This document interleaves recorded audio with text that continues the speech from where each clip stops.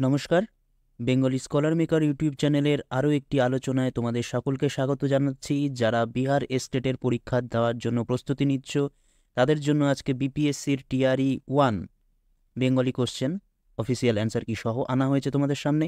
একটাই উদ্দেশ্যে আনা হয়েছে, যেখান থেকে তোমরা এস্টেট যে পরীক্ষা দেবে তার প্রশ্নের যে ধরনগুলো, সেই ধরনগুলো যাতে তোমরা বুঝতে পারো।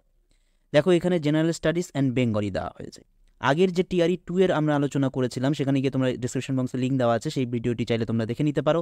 সেখানে দেখবে 3টে পার্টে প্রশ্ন হয়েছে টিআরই 2-তে, কিন্তু টিআরই 1-এ যে পরীক্ষাটা হয়েছিল সেটার মধ্যে শুধুমাত্র জেনারেল স্টাডিজ এবং বাংলার প্রশ্ন দেওয়া হয়েছে। এবং তোমরা ম্যাক্সিমাম নাম্বারটা দেখতে পাচ্ছ এখানে, ম্যাক্সিমাম নাম্বার 120, ঠিক আছে, এবং সময় 2 ঘন্টা দেওয়া অ্যালটমেন্ট করা আছে।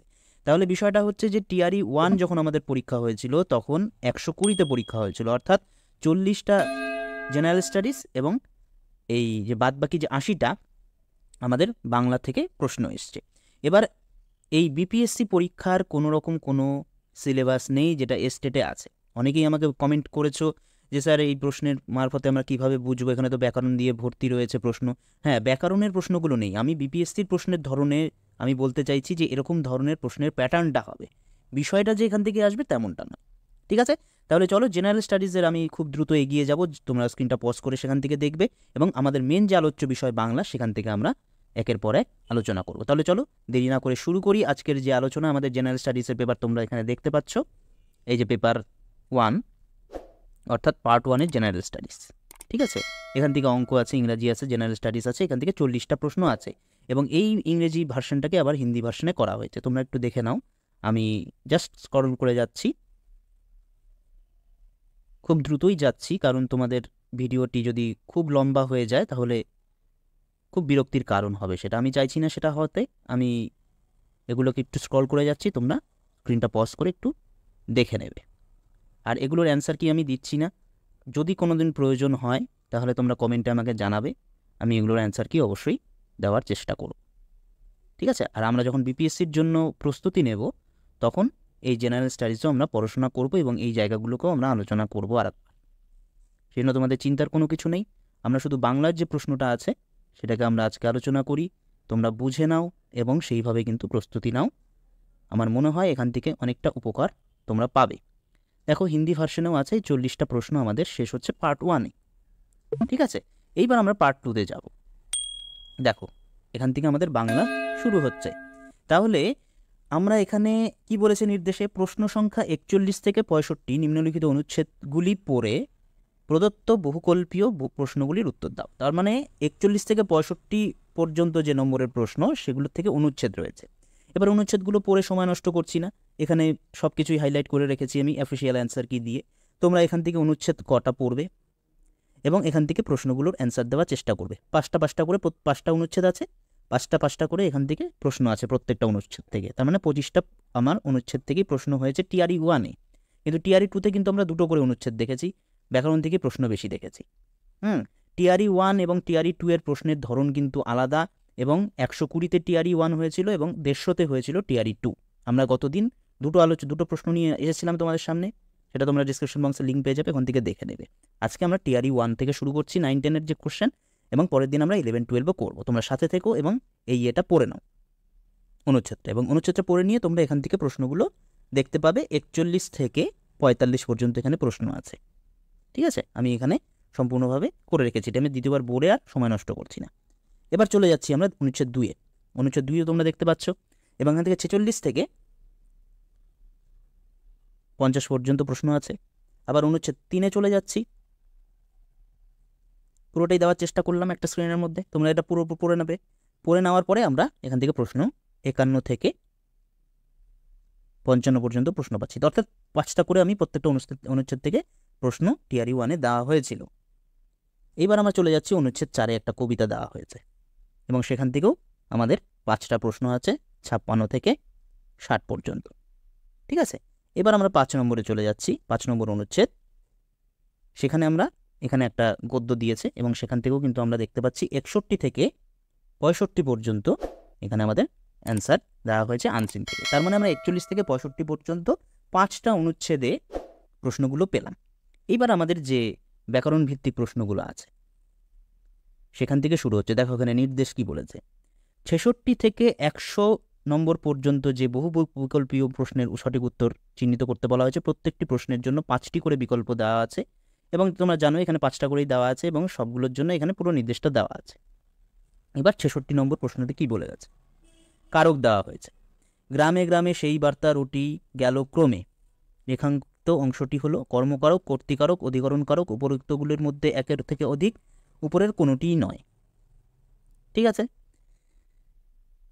68 নম্বর প্রশ্ন দেখো, আমি পাশাপাশি যেহেতু স্ক্রল করে ডাউন করতে হচ্ছে সেই জন্য আমি পাশাপাশি বলে যাচ্ছি, একবারে আমার হয়ে যাবে। ঠিক আছে। 68 নম্বর শূন্যস্থান পূরণ করতে বলা হয়েছে। বাক্যে শব্দ ধাতুর শেষে যে বর্ণ বা বর্ণ সমষ্টি দ্বারা পদের সংখ্যা প্রকার সম্বন্ধে বুঝতে পারা যায় তাকে ড্যাশ বলে, তাকে বিভক্তি বলে।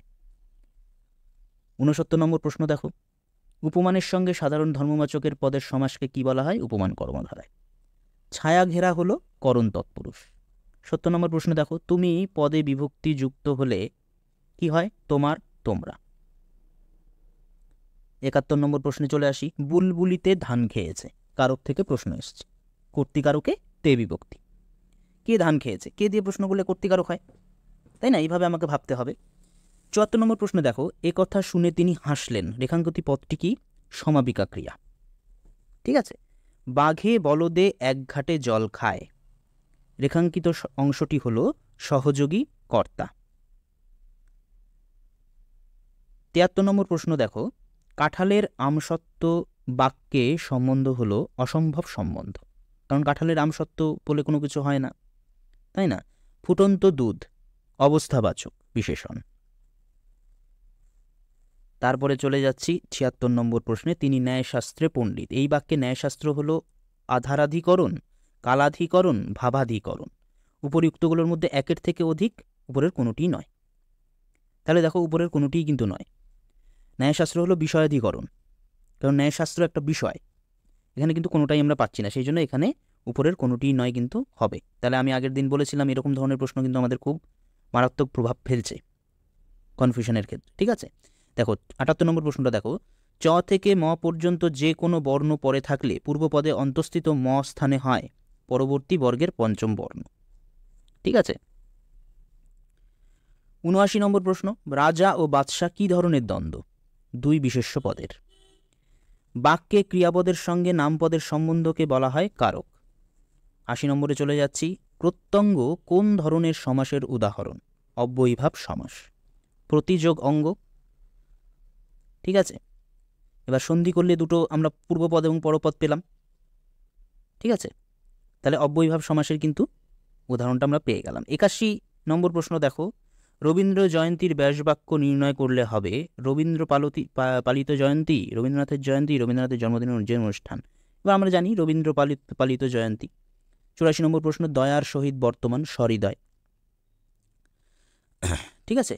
এবার দয়া সহিত বর্তমান, এখানে যে এই ব্যতিহার বহুব্রীহিটা এখানে হয়েছে। ঠিক আছে। এবার এই সদয় শব্দটাকে কিন্তু আমরা অনেক সময় সহৃদয়তা বলেও কিন্তু ভুল করে চলে আসতে পারি, সেই জন্য এখানে আমাদের ভাবতে হবে যে সদয়। ঠিক আছে। দ্বীপযুক্ত লোক, সন্ধি কি হবে? দুলোক। 85, আসমুদ্র হিমাচল কোন ধরনের সমাস? ব্যাপ্তি সমাস, ব্যাপ্তি তৎপুরুষ সমাস। 83 নম্বর প্রশ্ন, নিত্য পুংলিঙ্গের উদাহরণ হলো কবিরাজ। যে সমাসে পূর্বপদ অব্যয় এবং পরপদ বিশেষ্য হয় তাকে কোন সমাস বলে? অব্যয়ীভাব সমাস বলে। 87 নম্বর প্রশ্নে বলছে বাংলায় বচন কয়টি? দুটি। পরের প্রশ্ন, তুমি না এলে আমি যাব। জটিল বাক্যে পরিবর্তন করলে হবে যদি তুমি না আসো তবে আমি যাব। 90 নম্বর প্রশ্ন দেখো, যে গাড়ি চলছে তাতে উঠতে যেও না। সরল বাক্যে পরিবর্তন করলে কি হবে? চলন্ত গাড়িতে উঠতে যেও না। এগুলো কিন্তু আমাদের 9-10 টাইপেরই প্রশ্ন। ঠিক আছে। 9-10-এর বইয়ের মধ্যেই কিন্তু এরকম কারক সমাস এগুলো সবই আছে। ছেলেটি খুব অসহায়, বিস্ময়বোধক বাক্যে পরিবর্তন করলে কি হবে? ছেলেটি কত না অসহায়। 91 প্রশ্ন দেখো, জীবন থাকতে পরের দাসত্ব করব না। যতক্ষণ জীবন থাকবে ততক্ষণ পরের দাসত্ব করব না বলে জটিল বাক্য পরিবর্তন করা হয়েছে। ঠিক আছে। প্রশ্নের ধরনগুলো, ব্যাকরণের যে ধরনগুলো সেটা বলছি। এরকম এভাবেই কিন্তু স্টেটও বিষয়ের থেকে আমাদের যে সিলেবাসটা দেওয়া হয়েছে, যারা সিলেবাসটা দেখোনি তারা সিলেবাসের লিঙ্কও আমি দিয়ে দেবো ডিসক্রিপশন বক্সে, তারা অবশ্যই দেখে নেবে। সিলেবাসের থেকে কিন্তু এরকম ধরনেরই প্রশ্ন হবে। ঠিক আছে। 92 প্রশ্ন দেখো, তিনি ধনী কিন্তু অসুখী। সরল বাক্যে পরিবর্তন করলে কি হবে? ধনী হলেও তিনি অসুখী। 94 নম্বর প্রশ্ন, আমরা তাহলে এখন উঠি। ভাববাচ্যে পরিবর্তন করলে হবে আমাদের তাহলে এখন ওঠা হোক। 93 নম্বর প্রশ্ন, ব্যর্থ প্রাণের আবর্জনা পুড়িয়ে ফেলে আগুন জ্বালো। কোন ধরনের বাক্য? অনুজ্ঞাসূচক বাক্য।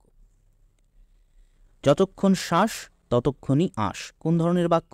শর্ত সাপেক্ষ বাক্য। 96 নম্বর প্রশ্ন, ওই বুঝি বাঁশি বাজে, অর্থ অনুযায়ী এটি কোন বাক্য? সন্দেহবাচক বাক্য। 97 নম্বর প্রশ্নতে চলে যাচ্ছি, সরল বাক্যে কোন ক্রিয়া অবশ্যই থাকে? সমাপিকা ক্রিয়া। 99 নম্বর প্রশ্ন, রামের দ্বারা রাবণ হত হয়েছে। এটি কোন বাচ্য? কর্মবাচ্য। কোন বাক্যে বুঝি, হয়তো, বোধ হয় প্রভৃতি শব্দের ব্যবহার হয়? সন্দেহসূচক বাক্যে। 100 নম্বর প্রশ্ন, অজ্ঞতা বিচ্ছিন্নতা আনে। এটি কোন বাচ্য? কর্তৃবাচ্য। এবার নির্দেশ বলা হয়েছে 101 থেকে 120 নিম্নলিখিত প্রশ্নগুলির নির্দেশ অনুযায়ী উত্তর দাও। 101 নম্বর প্রশ্নে বলা হয়েছে স্তুতি শব্দের বিপরীতার্থক শব্দ লেখো। স্তুতি, নিন্দা। শুদ্ধ বানানটি কি হবে? ব্লামিকি, বলমিকি, বাল্মীকি। আমরা জানি বাল্মীকি বানান কি, বলমিক থেকে বাল্মীকি। ঠিক আছে। 102 নম্বর প্রশ্ন দেখো, কটি কোটি অর্থ লেখো। কটি মানে কি আর কোটি মানে কি? কোটি মানে শতলক্ষ আমরা জানি, এবং কটি মানে কোমর। ঠিক আছে।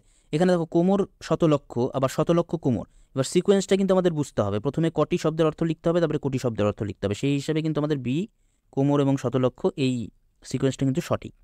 ঠিক আছে। 105 নম্বর প্রশ্নটা দেখো, তালপাতার সেপাই বাগধারাটি ব্যবহৃত হয় যে আবিধানিক অর্থ বোঝাতে। তালপাতার সেপাই শীর্ণকায় ও দুর্বল। ঠিক আছে। 103 নম্বর বানান শুদ্ধ দিয়েছে মনীষী। মনীষী বানান কি হবে? দুটোই দীর্ঘইকার হবে। ঠিক আছে। উপকারীর অপকার করে যে, এক কথায় প্রকাশ করো, কৃতজ্ঞ। 107 নম্বর প্রশ্নটা দেখো, কই মাছের প্রাণ বাগধারাটি ব্যবহৃত হয় যে আবিধানিক অর্থে। অত্যধিক কষ্ট সহিষ্ণু, বিড়াল তপস্বী, ভণ্ড, এগুলো বাগধারা থেকে এসছে। তীর্থের কাক বাগধারা।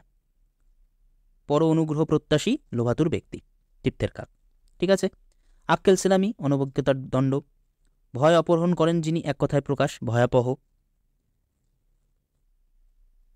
সুবোধ বলিল, আপনি চলে গেলে তাহারা খুব বিপদে পড়বে। শুদ্ধ শব্দটি কি? শুদ্ধ যে বাক্যটা হবে সেটা হচ্ছে সুবোধ বলিল যে তিনি চলিয়া গেলে তাহারা খুব বিপদে পড়িবে।